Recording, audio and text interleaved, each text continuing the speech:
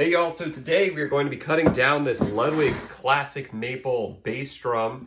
We're going to see how far we have to go. This suffered some serious damage at one point during transport, so we're going to have to cut past this flat spot. We're going to try to maximize it, so it might be a 22 by 12 when we're said and done.